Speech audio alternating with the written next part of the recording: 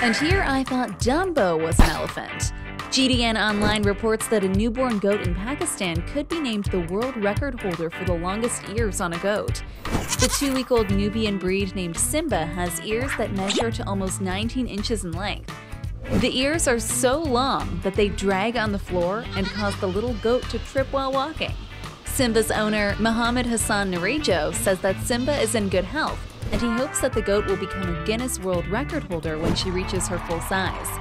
Nubian goats tend to have long ears to help keep them cool in the hot temperatures. However, Simba's comically large ears may be a result of a gene mutation. Despite continued interest in holding a record, Guinness World Records don't actually pay any money to those who break or set records. Instead, they award you an official certificate of the achievement free of charge, and you can appear in their annually published record book. Oh, and in case you're wondering what the current record is for the longest ears on a goat, there currently isn't one. So safe to say, Simba's got a pretty good shot.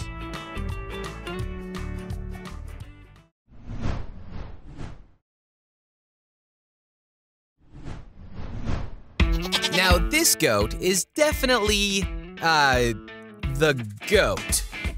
The Ukrainska Pravda reports that a nanny goat injured several Russian servicemen by triggering their tripwires with pinned grenades in a Ukrainian village during Russia's war on Ukraine. A total of 40 soldiers were sent to hospital after the Russian military installed a circular defense and placed tripwires around the perimeter of the hospital. They regretted that decision after a goat from a neighboring farm decided to pay a visit to the hospital. The animal triggered a tripwire, causing a grenade to go off. The frightened goat then ran chaotically around the area, accidentally triggering several more grenades along the way. The chain reaction triggered by the unexpected guest wounded several Russian soldiers to varying degrees. It's not currently known whether the goat survived the incident, and it's also not currently known if the goat has a name. So how about we name it? Let's go with, Rambo. Rambo the goat.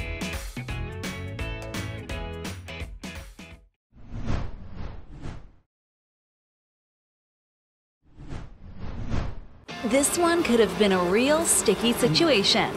The Omaha World Herald reports that a couple got more than they bargained for when they planted bee-friendly flowers at their property to attract and nourish those pollinating insects. The bees managed to enter the home of Thomas and Mary Lou Boutier through the holes in the mortar between the bricks of their home's exterior, and started building a home for themselves between the walls of a second-floor bedroom. The couple noticed a large collection of bees flying outside their kitchen window and discovered about 30 bees in that second-floor room that they think got in through an old heat register. They said if you could put your ears to the wall, you could even hear the buzzing. So they contacted a group called, appropriately enough, the Omaha Bee Club to remove the bees and take them to a better location. It took only a few hours for them to make a hole in the wall and gently vacuum out the bees, all approximately 6,000 of them. After which they discovered 3 perfectly shaped honeycombs. The couple even got to taste some of the honey. Despite the $600 cost for the procedure, Mr. Gutierre has a positive attitude about the experience. I think in the long run, it's made us appreciate all the more the value of bees, he said. I don't disagree, but that doesn't mean I'm going to start planting bee-friendly flowers outside my house.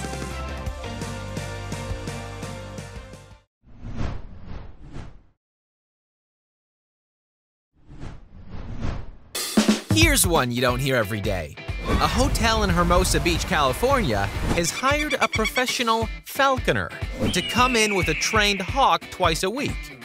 Is it for a live show to entertain guests? I guess you could look at it that way. But no, the hawk has been brought in to scare away dive-bombing crows that are attacking people in Hermosa Beach. NBC Los Angeles reports that the crows have made their home in the trees of a local park and are highly territorial, going after people and their dogs. A flock of crows is called a murder of crows. Old superstitions associated the birds with death and darkness. But experts say crows are mostly harmless. Experts also advise people to keep their small dogs close and on a leash. They also recommend wearing a hat at the park and avoiding the area in the early mornings when crows are feeding. Hey, at least these crows weren't brutally murdered and came back to life as an undead avenger of their and their fiancé's murders? Spooky, right? That's the synopsis for The Crow. I read it on imdb.com. If you want to see all our videos about real news stories that are funny, stupid, or weird, click the subscribe button below. I mean, hey, my cat's gotta eat.